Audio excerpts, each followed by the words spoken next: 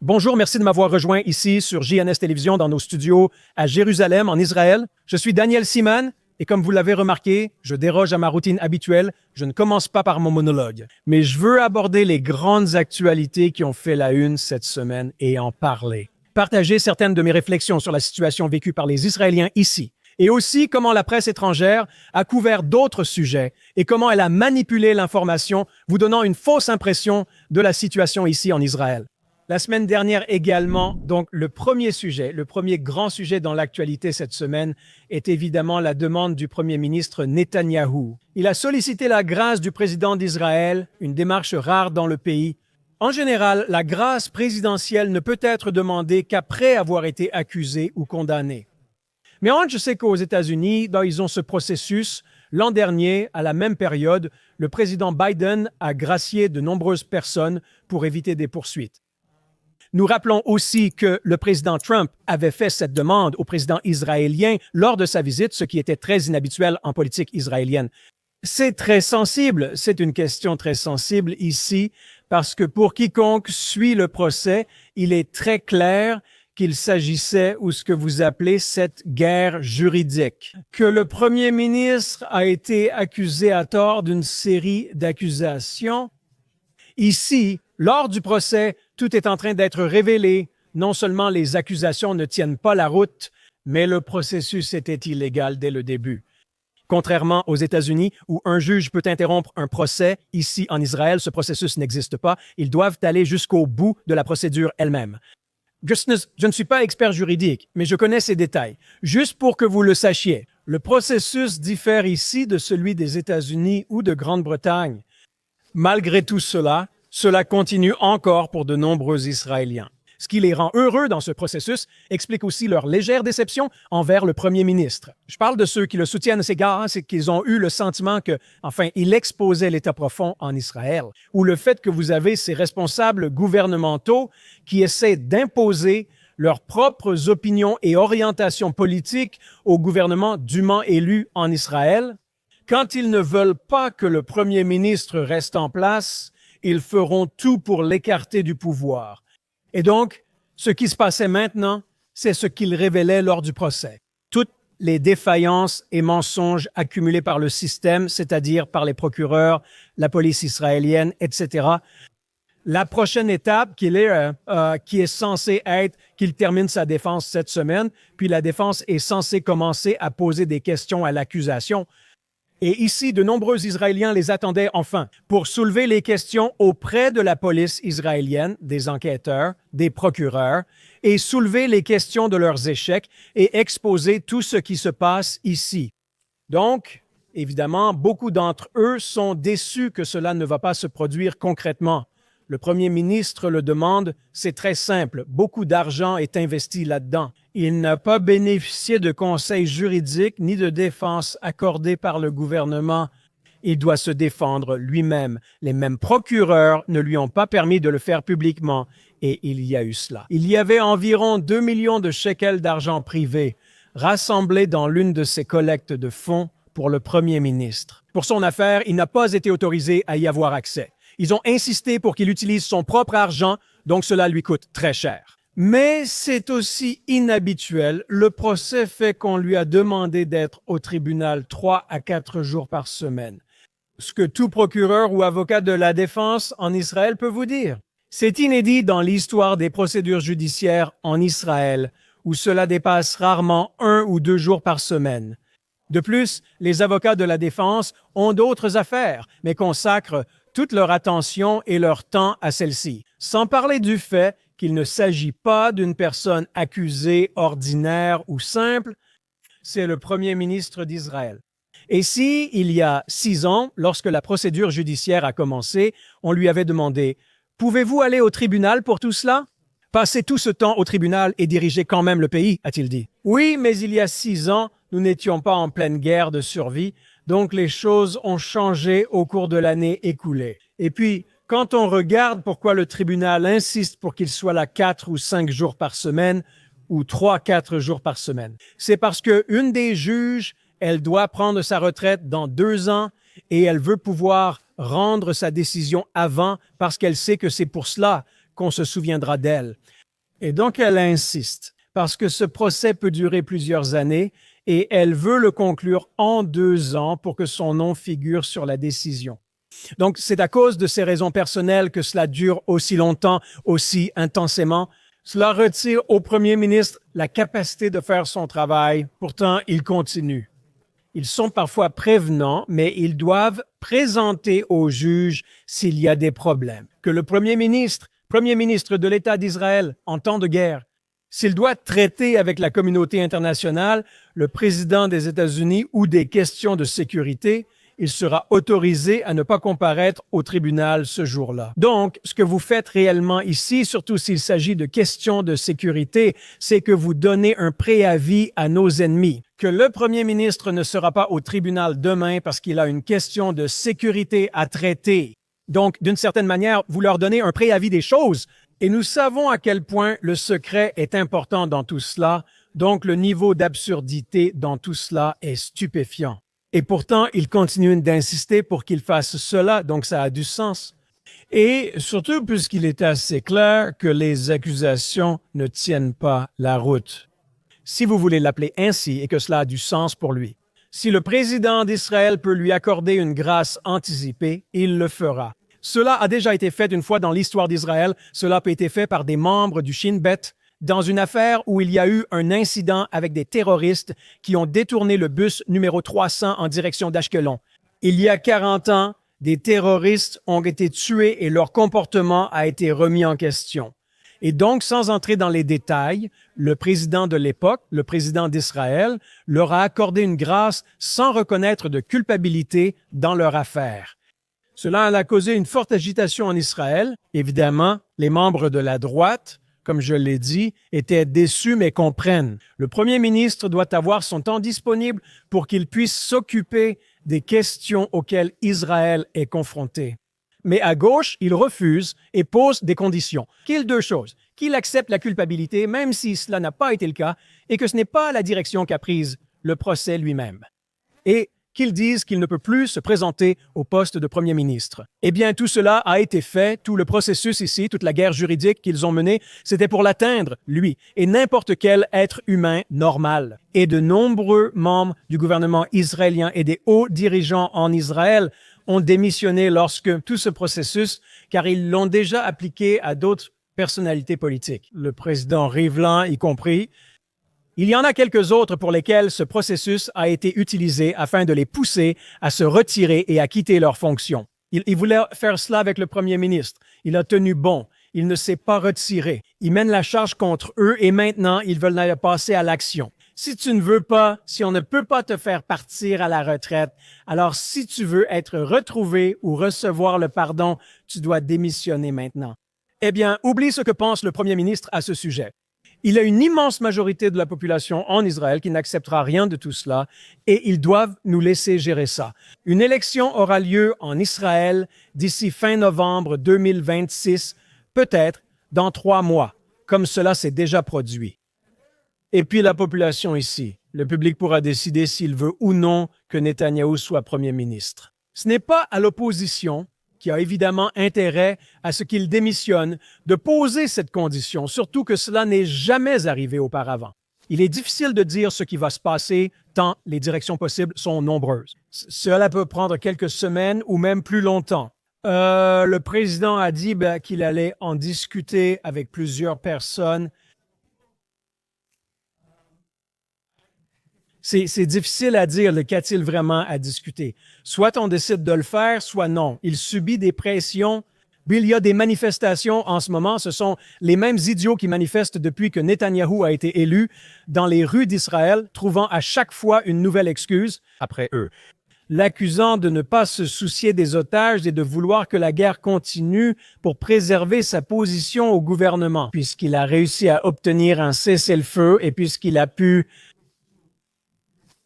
obtenir la libération, puisqu'il a pu libérer tous les otages, sauf pour 2 corps qui sont encore retenus. Ils n'ont plus rien sur quoi manifester maintenant. Alors maintenant, ils font de cela un problème, dirigeant leurs efforts contre le président, le menaçant de ne pas laisser passer cela s'il ne trouve pas, s'il accepte la demande de Netanyahou. Donc, c'est devenu une énorme affaire politique ici. Et si vous prenez en compte le fait que le président Herzog envisage de revenir en politique israélienne et peut-être de diriger le Parti travailliste à l'avenir ou un autre parti, s'il décide de faire cela, ce ne sera peut-être pas dans son intérêt. Donc, votre supposition vaut la mienne? Je veux espérer qu'il aborde ce que je considère comme la question principale soulevée par Netanyahou dans ce sujet qui est très simple. Et le premier ministre a dit, oui, le procès est gênant, il lui coûte cher, il rend sa vie misérable, ainsi que celle de sa famille. Mais il veut d'abord mettre fin à ce procès et, selon ses propos, rétablir la stabilité à l'intérieur d'Israël, apaiser la colère qui règne dans les rues et rétablir l'unité. Cela n'arrivera pas. Pas à cause de lui, mais à cause des mêmes personnes qui sont descendues dans la rue depuis si longtemps. Ils ne se soucient pas de la démocratie, ils ne se soucient pas de l'unité, ils ne se soucient pas de ce qui se passe ici, en Israël. Ils cherchent seulement à écarter le parti et la figure politique qu'ils contestent, c'est-à-dire Netanyahou. C'est gentil de sa part de dire cela, mais ce n'est pas le vrai problème. Le vrai problème, c'est quelque chose qu'il a dit très clairement. Au final, c'est que nous sommes au milieu non seulement d'une guerre pour notre survie, mais aussi, comme nous l'appelons, de la restauration de l'État d'Israël. Il y a des changements et des bouleversements tectoniques et j'ai abordé ces sujets à plusieurs reprises lors de précédentes interventions et podcasts. De grands changements ont lieu actuellement au Moyen-Orient et beaucoup d'aspects nous échappent ou nous sont inconnus. Et des choses dans ce qui se passe de l'Extrême-Orient, en passant par le Moyen-Orient, l'Europe et même ce qui se passe au Venezuela. Comme évoqué dans ma discussion et mon podcast la semaine dernière, même les problèmes au Venezuela ont des liens avec ce qui se passe ici au Moyen-Orient, avec l'Iran, etc., et le Hezbollah. Donc, il y a des changements majeurs et des événements importants en cours, et il doit y consacrer toute son attention, et c'est ce qu'il veut faire pour l'avenir de l'État d'Israël. Et je connais cet homme depuis 40 ans, j'ai travaillé avec lui pendant de nombreuses années, je sais que sa première préoccupation est la survie du peuple juif et l'avenir du peuple juif. Donc, je crois qu'il est très sincère à ce sujet et c'est là-dessus qu'il veut concentrer son attention et c'est ce que tout le pays devrait faire.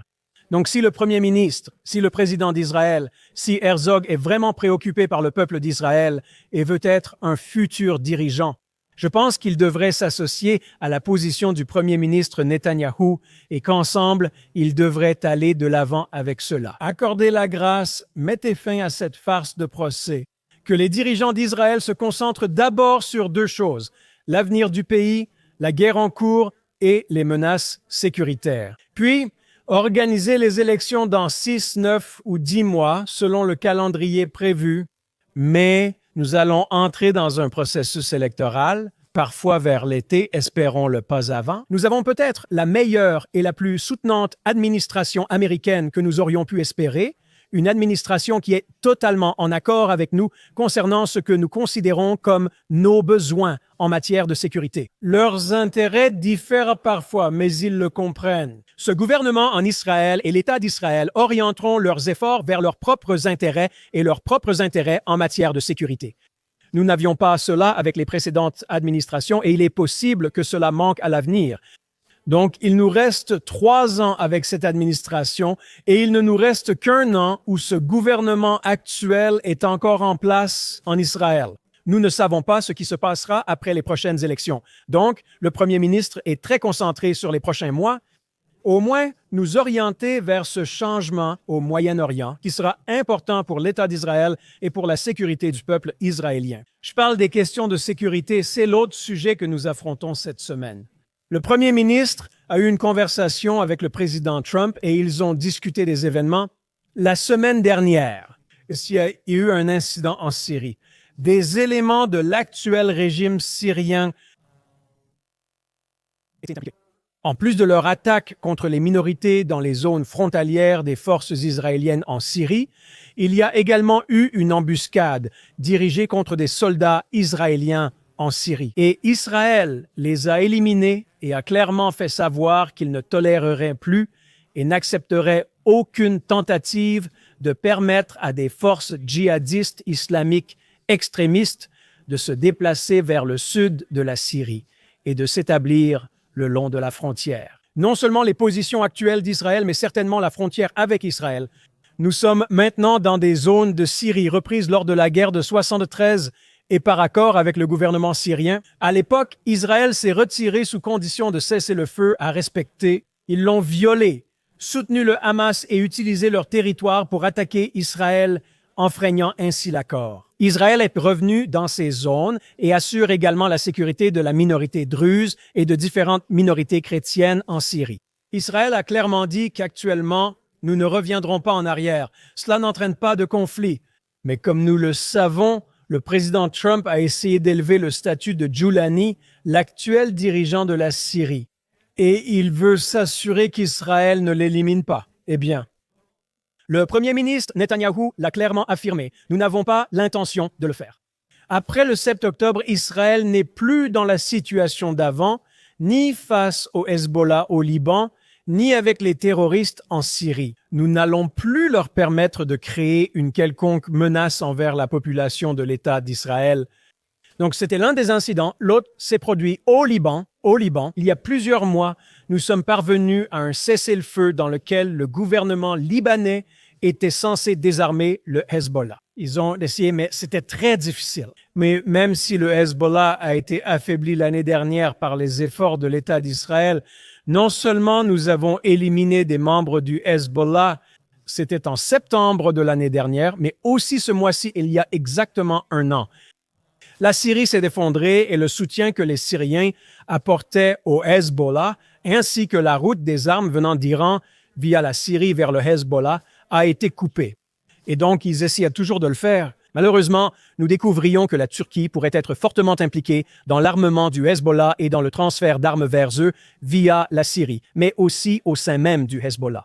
Au Liban, bien qu'affaiblis, ils ont toujours une force politique et ils ont refusé de se désarmer, ce qui était l'une des conditions du cessez-le-feu. Donc, la semaine dernière, nous avons éliminé le chef d'état-major du Hezbollah et ils n'ont pas réagi parce qu'ils n'en avaient pas les moyens. Juste pour vous rappeler, ici et quelques mois avant la guerre du 7 octobre, le Hezbollah a construit une position à la frontière avec Israël, sur la clôture, le long de la frontière avec Israël, dans le nord d'Israël. Israël ne les a pas expulsés à ce moment-là. C'était juste une tente avec quelques soldats que nous avons laissés. Quand les soldats n'étaient pas là, ils l'occupaient de temps en temps. C'était les circonstances à l'époque, parce que nous savions qu'ils avaient des dizaines de milliers de missiles dirigés vers Israël, sans parler du fait que s'ils l'utilisaient, l'Iran tirerait alors aussi ses missiles. Aujourd'hui, cette menace n'existe plus, mais Hezbollah a tenté de la rétablir. Ils ont construit des positions, réapprovisionné les armes et les missiles. La même chose, d'ailleurs, se passe à Gaza avec le Hamas, avec toute l'aide qui arrive et tous ces camions qui entrent sans être surveillés. Nous savons qu'une grande quantité de munitions parvient au Hamas. Nous savons qu'il dispose de plusieurs batteries de missiles prêtes à tirer contre le sud d'Israël. Nous n'allons pas laisser ces choses arriver. Et ce sont ces problèmes auxquels Israël fait face avec la Syrie, avec le Liban et aussi avec l'Iran.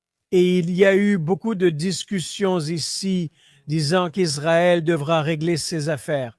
Les questions militaires concernant surtout le Hamas exigent leur désarmement total, mais la raison pour laquelle nous n'agissons pas pour l'instant à Gaza, c'est parce que nous attendons de recevoir les 2 derniers corps.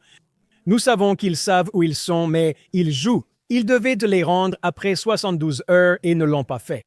Mais nous attendons en espérant que cela arrive. Et puis il y a aussi la possibilité que des troupes étrangères interviennent. On a évoqué l'Indonésie, la Turquie et l'Égypte. Israël refuse de permettre aux Turcs ou aux Égyptiens d'être là-bas ou de faire partie de cette force de paix censée intervenir. Mais beaucoup de pays ont refusé de le faire tant que le Hamas est encore armé. Israël devra probablement finir par faire le sale boulot dans ce cas. Une fois cela fait, ils pourront intervenir et entamer la restauration de la bande de Gaza. Comme ils en parlent ou comme l'un des points du plan l'a indiqué il y a quelques mois. Ceci sera probablement aussi une question soulevée et il parle maintenant du 26 décembre, du moins ici en Israël, que Netanyahou sera de nouveau à Washington. Je ne sais pas comment sera le lendemain de Noël, mais on verra. En ce qui concerne l'Iran aussi, Ils ont restauré leur capacité et pour le moment, nous avons toujours l'avantage, donc il se peut que nous voyions un effort israélien. Un autre élément important dans tout cela, c'est que ce mois-ci, la technologie laser, la technologie antimissile a été achevée et d'ici la fin du mois, certaines des batteries sont déjà installées. Certaines d'entre elles ont servi au combat durant les 2 années de la guerre.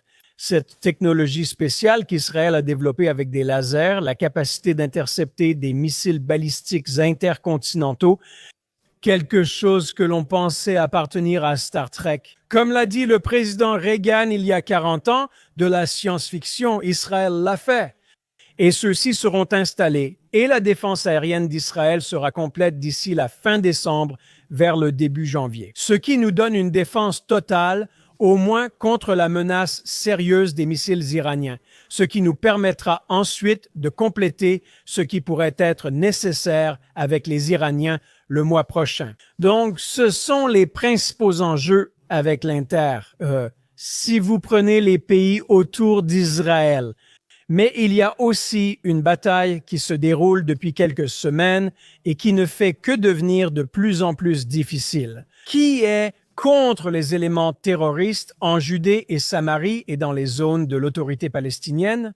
Pour replacer cela dans un contexte plus large, l'autorité palestinienne est en Judée et Samarie selon les accords d'Oslo. Et je vous l'ai dit plusieurs fois, j'ai travaillé pour Israël après mon service militaire dans les années 80 et j'ai travaillé aux États-Unis. Et j'ai collaboré avec la diplomatie publique israélienne pendant toutes ces années. Je me souviens qu'à l'époque, la pression sur Israël était telle que si nous, et beaucoup d'entre vous qui ont mon âge, s'en souviendront, que si Israël reconnaît l'Organisation de libération de la Palestine qu'il disait être le seul représentant du peuple palestinien, si nous reconnaissons l'Organisation de libération de la Palestine, si nous cédons des territoires, il y aura la paix, nous pourrons l'avoir. Et ils ont évoqué et loué la solution à 2 États pour le conflit ici. Eh bien, cela a été fait. Israël a reconnu l'Organisation de libération de la Palestine lors des accords d'Oslo en 1994. Ils étaient censés reconnaître le droit d'Israël à avoir un État indépendant. Ils l'ont conditionné, ce qui signifie qu'ils auraient leur droit à leur propre État. Mais ce ne sera pas un État juif sur le territoire d'Israël. Israël sera un État démocratique qui ne sera pas reconnu comme un État juif, mais c'est un point secondaire. Le fait est qu'ils ont lancé une campagne terroriste. Et puis vous découvrez que ce n'est pas l'Organisation de libération de la Palestine qui est le seul représentant du peuple palestinien. Vous avez le Front populaire de libération de la Palestine, vous avez le Djihad islamique, vous avez le Hamas. Comme c'est surprenant, le Hamas contrôle Gaza. Cela a été cédé à l'Organisation de libération de la Palestine en 1994, donc cela n'a pas apporté de solution à la situation. Et après le 7 octobre, très peu d'Israéliens ont envisagé l'idée de continuer à avoir un État palestinien, ou même de permettre à l'Organisation de libération de la Palestine d'être responsable des zones de Gaza qui seront restaurées à l'avenir. En attendant, ces zones restent sous la responsabilité supposée de l'Organisation de libération de la Palestine ou de l'autorité palestinienne. À distance, vous avez des cellules croissantes du Hamas, du Djihad islamique et, au-delà, des terroristes de l'Organisation de libération de la Palestine qui combattent Israël et s'arment pour une future attaque. Et beaucoup d'entre eux disent qu'il n'y aura pas un 7 octobre, ni 10, ni 100, ni 1000, mais 10 000 7 octobre. Ce sont les choses qu'ils imitent et répètent en Judée et Samarie, parmi les Arabes là-bas, qu'ils ont l'intention de faire ce que le Hamas a fait le 7 octobre. C'est un article très intéressant. Demain, j'interviewerai M. Nadava Etzni dans mon émission de radio Angalaï Israël, ici en Israël. Il évoque nos partenaires pour la paix, l'Organisation de libération de la Palestine, et il mentionne que cette semaine, lors d'un incident à Shem, nos soldats ont été blessés par un membre de la police palestinienne. Maintenant, pourquoi est-ce important? Et il aborde la question parce que la police palestinienne était censée être la seule force que l'autorité palestinienne possède, c'est-à-dire pour surveiller leurs propres forces.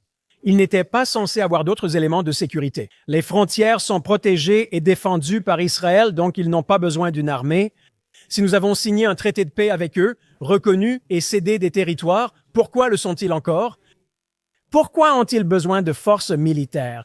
Donc, ce qui est intéressant dans ce qu'ils soulèvent, c'est qu'à l'origine, la police palestinienne devait compter 18 000 policiers. Maintenant, il y en a plus de 60 000 policiers. Mais ils ne maîtrisent pas les tactiques policières. Ils se sont formés non seulement par les États-Unis, et la CIA essaie aussi de les former, mais ils reçoivent une formation militaire. Ils reçoivent aussi une formation militaire de l'Union européenne et d'autres pays.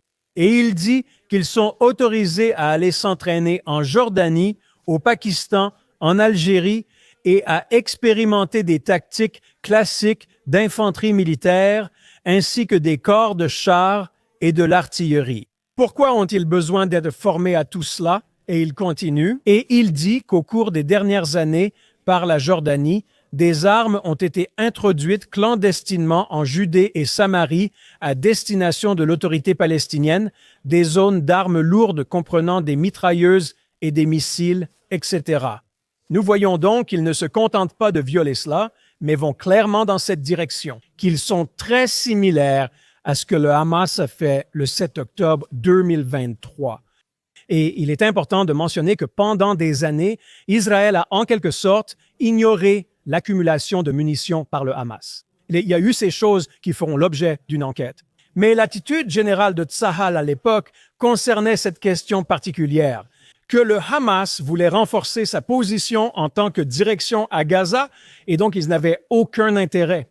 Et toute attaque de missiles, n'importe lequel des incidents qu'ils ont créés au fil des années, a été excusé, malheureusement, par les éléments militaires israéliens en disant que non, c'est le Front populaire de libération de la Palestine ou le djihad islamique ou d'autres éléments terroristes, ce n'est pas le Hamas.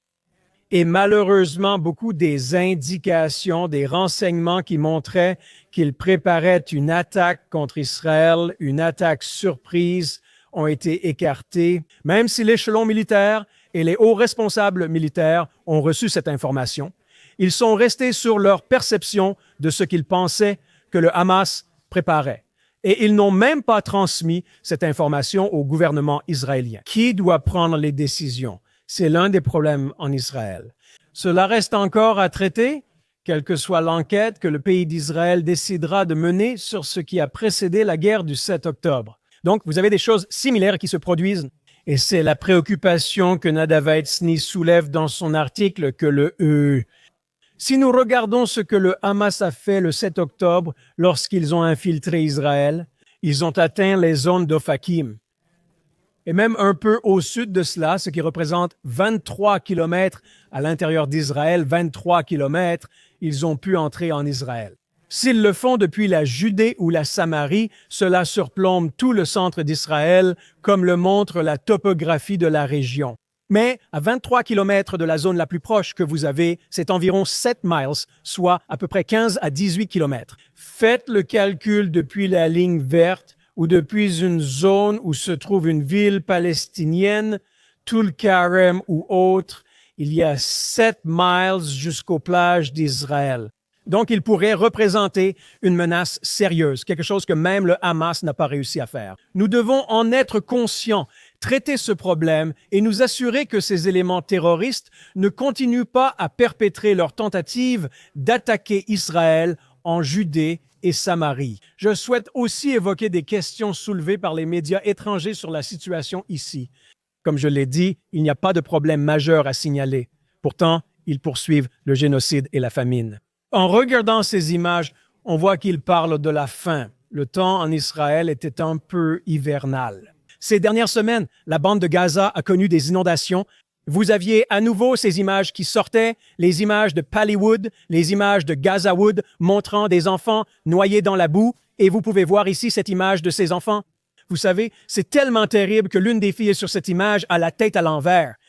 Faites attention à cela. Et d'autres images parlent de la faim et du manque de nourriture. Eh bien, c'est ce que la presse étrangère va vous montrer, mais elle ne vous montre pas des images comme celle-ci, prises à Gaza, des publications Instagram de restaurants et une salle de mariage. Et regardez la nourriture qu'ils ont là-bas. Regardez la richesse que vous pouvez voir. C'était pas un génocide ni une famine. Donc, Ce sont le genre de choses que les gens commencent à réaliser maintenant et ils y prêtent moins attention. Ils doivent donc chercher autre chose, et c'est l'une de leurs recherches. Pour revenir aux questions de sécurité en Judée et Samarie, cela concerne la présence et les communautés juives sur place, et le fait que l'Organisation de libération de la Palestine ait également violé l'accord d'Oslo, en s'installant dans des zones qui doivent être discutées pour une décision future concernant à qui elles appartiendront, et ils ont colonisé ces zones. Donc, évidemment, les communautés juives et les colons juifs ont pris sur eux de s'assurer qu'ils ne peuvent pas envahir des zones qui sont censées appartenir et qui sont reconnues comme appartenant aux Juifs eux-mêmes. Donc, ce genre de choses est qualifié de violence des colons. Lors d'un incident, on ne mentionne jamais ce qui a précédé ni ne donne toute l'histoire. Ils sont toujours très rapides à pointer du doigt et à attirer l'attention sur la réaction des Israéliens. Donc, si on te lance des pierres, et crois-moi, si tu t'es déjà fait lancer une pierre, tu sais que ça peut te tuer. Nous avons déjà eu plusieurs personnes tuées par ces choses dans le passé, mais il y a aussi des fusillades qui se produisent, des fusillades en voiture. Ces faits ne sont pas rapportés dans les médias ou seulement brièvement. Mais dès que les Israéliens essaient de se défendre, cela fait immédiatement la une des journaux. Et par des médias qui reflètent les positions de leur propre pays, qui disent cela depuis très longtemps. Et je l'ai mentionné dans l'un de mes précédents podcasts, que soudainement, la conférence de New York de septembre, tous parlaient de créer un État palestinien et y travaillaient, estimant qu'ils devraient l'avoir. La Judée et la Samarie devraient être reconnues comme faisant partie de la zone palestinienne. Une fois que le processus de paix ou l'accord de paix et la fin de la guerre sont arrivés, plus personne n'en parle en ce moment, parce qu'ils comprennent que l'Organisation de libération de la Palestine ne peut pas avoir le contrôle total de ces zones. Ils ne sont pas différents des Hamas. Donc, ce qu'ils font, c'est répéter. Ces médias font écho aux positions de leur gouvernement et essayent de délégitimer. Tout d'abord, le droit juif non seulement à l'autodéfense, mais aussi à l'autodétermination. Et ils affirment que ces zones sont illégalement occupées selon le droit international, ce qui est simplement une affirmation qui n'est pas soutenue par le droit international.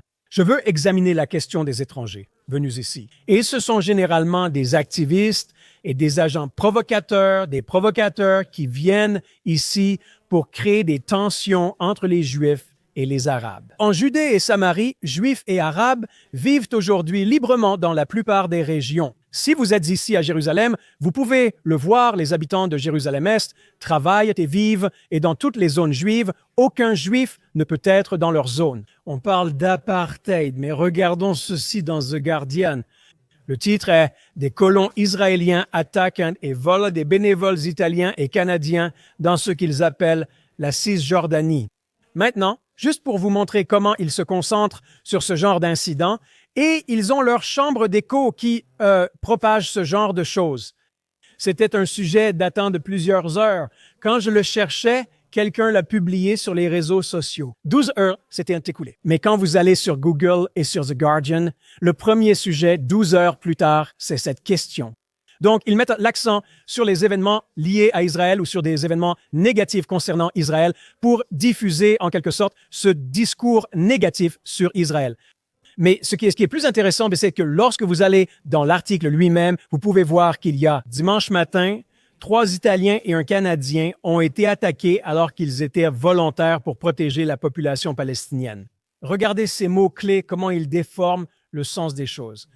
Ce sont des militants politiques, ils viennent là pour provoquer les Israéliens et ils encouragent les Arabes à attaquer les Israéliens, mais ils sont là pour les protéger. Mais il y a quelque chose d'assez intéressant quand ils parlent de l'incident lui-même, ils disent qu'ils nous ont lancé des insultes. Pas en anglais, pas en italien, même pas en hébreu. Ils nous ont insultés en arabe et nous ont dit que nous n'avions pas le droit d'être là. Pourquoi leur criaient-ils dessus en arabe s'ils attaquaient ces provocateurs occidentaux?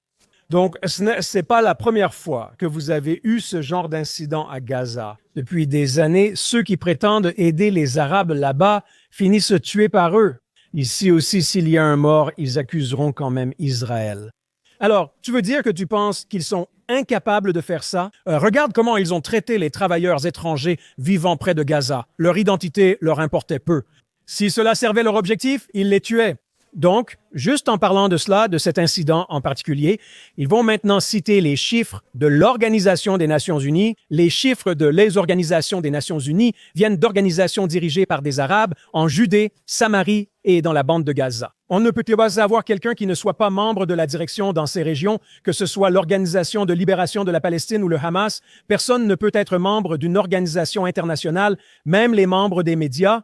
Donc, ils leur fournissent cela. 1000 Palestiniens, dont 233 enfants, ont été tués par Israël rien que l'année dernière. Donc, ils inventent ces chiffres qui ne peuvent jamais être vérifiés. Et si vous essayez de vérifier, j'ai déjà évoqué cela.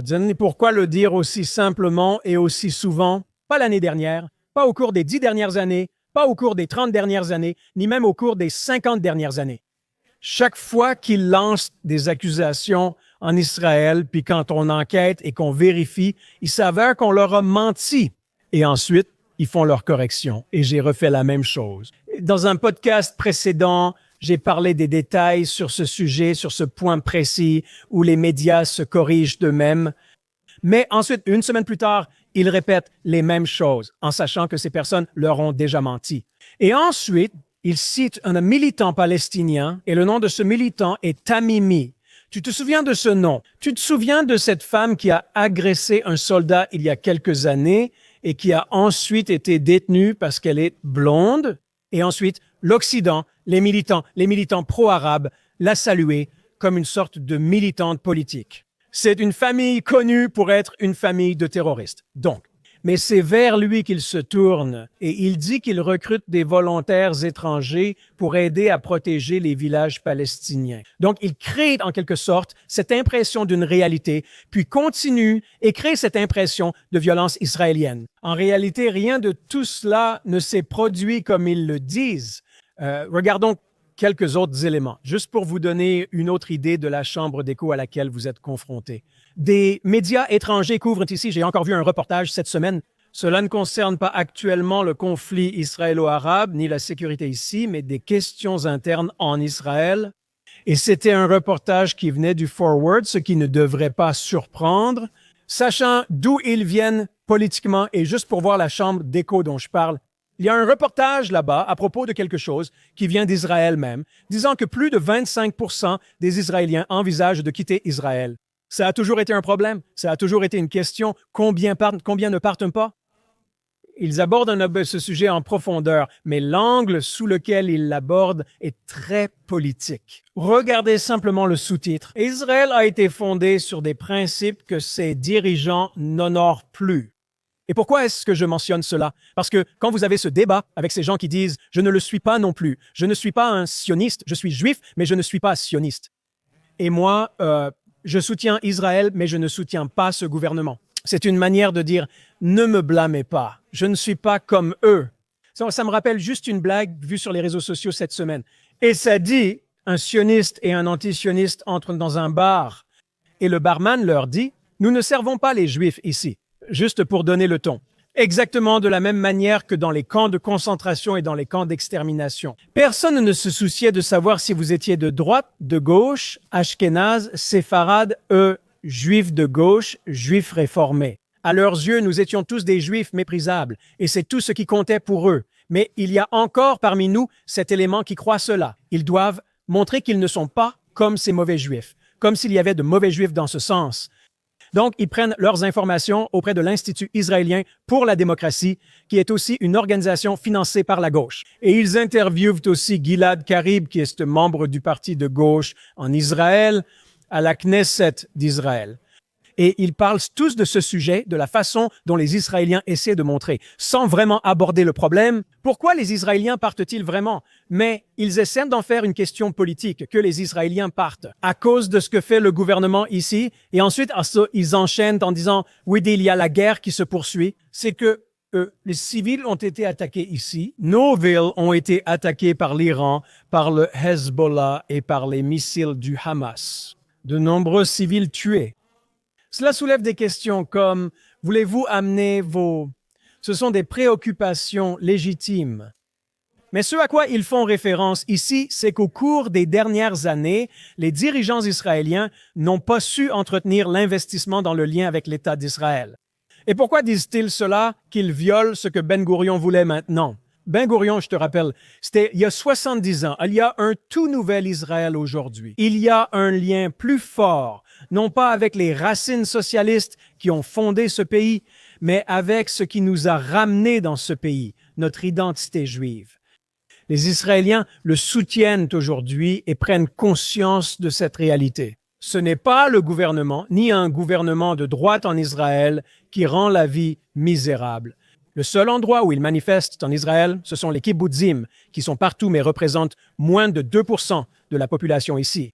Et la population de Tel Aviv qui n'accepte pas la légitimité de ce gouvernement parce qu'elle y est politiquement opposée. Alors, au lieu d'en faire un débat politique, ils en font une question de vie ou de mort, que nous sommes en train de changer le caractère de l'État d'Israël. Et donc, ils vont citer ces statistiques données par l'Institut des études de sécurité nationale qui disent que 72% des Israéliens étaient mécontents de la gestion de la guerre par le gouvernement. Et montrant que soi-disant, et parce que avant cela, dans la phrase avant cela, et je cite le document, il est dit « Dans un pays dirigé par un gouvernement d'extrême droite avide de pouvoir ». Tu combines cela juste pour montrer comment ils manipulent les détails. C'est une chose qu'ils disent, pas un fait, je te le rappelle. Ils ont dit pendant des mois que Netanyahou allait continuer la guerre parce qu'il veut que la guerre continue pour rester au pouvoir. Deuxièmement, il ne se préoccupe pas des otages et ne va pas les libérer. Après avoir tout fait et trouvé un accord pour finir la guerre, soudain, que vont-ils dire? Alors, ils doivent chercher autre chose. Donc, ils essaient de donner l'impression que le public n'était pas content. Le public, avant septembre, avant que la guerre ne prenne fin, n'était pas content. Parce qu'il pensait, dit, que le gouvernement ne poursuivait pas les deux objectifs les plus importants de cette guerre. Premièrement, la libération des otages qui a été obtenue, et deuxièmement, l'anéantissement du Hamas, pas seulement le désarmement, mais l'élimination du Hamas. Tout à fait. C'est pour cela que les Israéliens n'étaient pas contents. Cela n'avait rien à voir avec la position politique du gouvernement. Au contraire, ils soutenaient l'insistance de Netanyahou sur 2 points. Intervenir et faire pression sur le Hamas et ne pas céder à leur tentative de nous extorquer. Ce qui s'est avéré être la bonne chose à faire, parce que ce n'est qu'après notre intervention à Gaza qu'ils ont finalement fait des concessions et libéré tous les prisonniers vivants. Au-delà de cela, il y a aussi la situation que nous affrontons aujourd'hui. Il y avait cette situation où environ 240 membres du Hamas, ceux qui ont participé aux attaques du 7 octobre, pris dans un tunnel à Rafah situé en zone israélienne, nous ne leur avons pas permis de partir, malgré les pressions de l'armée israélienne pour que nous soyons conciliants. Laissez-les partir et ils rendront les corps qu'ils détiennent encore, a dit le Premier ministre. Moi, en aucun cas. Et si vous faisiez un sondage auprès des Israéliens, ces 72% dont ils parlent ici sont les mêmes qui ne voulaient pas qu'ils libèrent ces membres du Hamas dans les tunnels. Et qu'est-ce qui s'est passé? Nous ne les avons pas libérés, ils le sont désormais. Certains ont attaqué, des soldats israéliens ont été tués, d'autres se sont rendus, mais la plupart sont restés coincés. Nous avons finalement attaqué le tunnel. Ils sont probablement tous morts maintenant. Et le monde ne s'est pas effondré, au contraire. Cela a envoyé un message clair au Hamas, donc déformer ces détails pour essayer de laisser aux autres ou aux lecteurs l'impression que leur position politique ici est celle que partagent les Israéliens. Ce n'est pas seulement une déformation, c'est un mensonge total. Le diable omet et manipule les détails pour faire passer son opinion. Et pour revenir à un autre élément que j'ai trouvé dans la préface, et il ne s'agit pas de la préface elle-même, mais en regardant cet article qu'ils ont écrit sur ce qui se passe en Israël, et d'ailleurs, pour y revenir, en parlant des Israéliens qui veulent partir, oui, il y a eu une augmentation du nombre d'Israéliens qui souhaitent quitter Israël. Mais quand on regarde à nouveau dans les détails, on découvre que beaucoup d'entre eux étaient des Juifs qui sont venus ici, ou des personnes, pas tous des Juifs, mais des personnes venues d'Ukraine et de Russie. Au cours des dernières années de la guerre, ils ont reçu ces avantages d'Israël pour être ici. Quand les avantages ont pris fin, après 2 ans, ils ont décidé de partir. Il ne s'agit en aucun cas de nier qu'il y a des Israéliens qui partent, mais c'est quelque chose auquel nous avons été confrontés au fil des années. Moi aussi, j'ai quitté Israël quelques années, À 6 ans, j'ai vécu et étudié à New York, où j'ai travaillé comme employé local au consulat, mais pas comme diplomate. Je suis revenu, comme beaucoup d'autres Israéliens, donc ce n'est pas rare. Ce n'est pas pour montrer que c'est à cause de tel ou tel gouvernement, mais quand vous regardez le tableau, je vous le montre ici. Le World Population Review de l'année dernière a montré qu'Israël est numéro 5. Numéro 5 parmi les pays où la population est la plus heureuse. Et c'est Israël, en pleine guerre de 2 ans où des civils ont été attaqués, et pourtant Israël reste l'une des populations les plus heureuses du monde. Donc, d'une certaine manière, cela ne correspond pas à ce que ces personnes, ce que la préface, tentent de présenter comme un cas d'Israël en train de s'effondrer, à cause de ce gouvernement. Et d'ailleurs, ce n'est pas à cause du gouvernement que les gens sont si heureux. C'est simplement le sens que nous trouvons ici, dans notre vie et notre famille. J'en ai déjà parlé dans des podcasts précédents avec les principaux psychologues d'Israël. Le sens de la communauté que nous avons ici, le sentiment d'identité religieuse que nous avons ici, le fait que nous ayons des enfants et des petits-enfants. Ce sont ces choses-là qui créent une situation où les Israéliens sont heureux de la vie que nous menons ici. Certainement, après les 2000 ans de diaspora, mais pour revenir à un sujet que j'ai vu sur le... Cela concernait l'ouverture d'un restaurant près de Columbia à New York.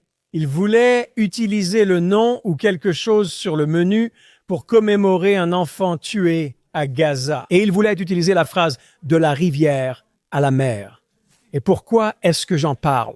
Ils disent ça ici, montrant ainsi leur manière de manipuler. Une phrase fréquemment utilisée par les militants pro-palestiniens que les organisations juives considèrent comme un appel à la destruction d'Israël. Vous voyez, ce n'est pas qu'ils appellent à la destruction d'Israël. Ils le diront et l'admettront si on leur demande « c'est bien ce qu'ils veulent », du fleuve à la mer. En mondialisant l'intifada, ce n'est pas seulement contre Israël, mais contre les Juifs. Ce ne sont pas des organismes de surveillance, mais les Arabes eux-mêmes qui le disent. Mais ils essaient de présenter cela d'une manière agréable, comme s'ils ne le pensaient pas vraiment. Non, ils ne veulent pas vraiment dire ces choses-là. Oui, ils le pensent vraiment. Et après, le 7 octobre, nous leur faisons confiance et nous les croyons. Mais revenons au menu lui-même. Il parle d'un incident où une petite fille palestinienne de 6 ans a été tuée à Gaza et ils accusent d'Israël, mais ensuite ils ajoutent « L'armée israélienne a nié toute responsabilité dans sa mort, mais une enquête du Washington Post a révélé que des véhicules blindés de l'armée israélienne étaient présents dans la zone. » Qu'est-ce que ça veut dire? Ils étaient en présent. Alors, je vais lire l'article du Washington Post et je regarde, il te donne un lien, il ne le cite pas précisément. Et dans ce lien, tu trouves aucune preuve de tirs israéliens. Oui, des Israéliens étaient présents, mais on ignore s'ils étaient proches ou juste dans les environs. Aucune preuve ne montre qu'Israël est tiré dans cette direction. Nous savons à quelle fréquence le Hamas, le Front populaire de libération de la Palestine, le djihad islamique ou d'autres groupes tirent vers Israël. Non seulement ils se cachent derrière les civils et ignorent les victimes parmi les leurs, mais qu'est-ce que cela leur importe? Encore une fois, c'est l'un de ces éléments qu'ils vont vous présenter et formuler d'une manière qui fait mal paraître Israël. Parce qu'ils ne s'inquiètent pas des faits, ils travaillent, ils cherchent à créer cette impression et à vous amener à avoir cette impression sur l'État d'Israël. En résumé, même durant cette semaine dite ennuyeuse en Israël sans événement majeur, il se passe toujours quelque chose d'intéressant. Les Juifs font l'actualité, Israël intrigue, et la presse trouvera toujours des moyens d'essayer de manipuler votre façon de penser et de vous amener à adhérer à l'impression qu'ils essaient de créer. Il ne se passe jamais rien d'ennuyeux ici. Nous vivons évidemment une époque intéressante, alors j'espère que les choses vont se calmer la semaine prochaine, mais pour être honnête, j'en doute. Merci de m'avoir écouté. Je suis Daniel Seaman. Vous avez regardé Straight Up sur GNS Télévision. À la semaine prochaine. Merci beaucoup.